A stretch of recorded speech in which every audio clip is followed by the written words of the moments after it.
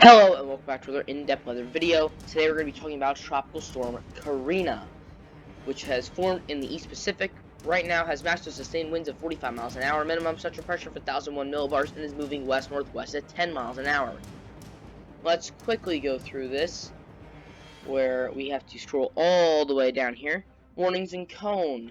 We have that this is going to stay a tropical storm through, I'm thinking Thursday, Friday time frame, then it'll go both post-tropical and become a depression. Arrival time of winds with wind speed probabilities. No land in the path of this storm. You can see that the highest probability of tropical storm force winds is now, and that'll be bleeding off over the next couple days. Now let's move on to the satellite imagery. So Karina is looking pretty solid here. Definitely has a lot of thunderstorm activity, looking very solid. So that is a good thing for this storm.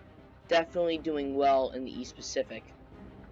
So let's move on here to the current storm information. So global and hurricane model showing generally this west-northwestward track, and then once you get past 48 to 72 hours, it kind of gets a little bit wonky from there, but generally it's going to be taking that path. That's where the cluster of the models is. GFS ensembles kind of showing the same thing there, just a little bit messier in terms of the spaghetti models. Intensity guidance showing that the storm could be anywhere in the tropical storm range. There really isn't one direct cluster that I see here. I just see whole range. It's definitely going to be a tropical storm. Maybe could we see a Category 1 hurricane? Definitely not out of the picture, as the UKX2 is showing this as a very high-end tropical storm. So let's move on here to the GFS model.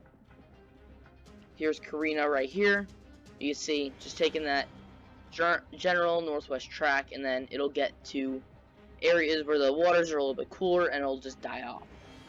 Now the GFS has been a little bit bullish on the future of the East Pacific. Could be seeing a couple more tropical storms, and some model runs have shown hurricanes forming in the East Pacific, but we definitely have to wait and see. Right now, this year in the East Pacific has been very slow, so I think that it might end the year like that. Just occasionally you get a few tropical storms, but good thing about this year in the East Pacific was that it was very slow. Didn't have as many land impacts. There was Douglas and Hawaii, and then a couple in Mexico.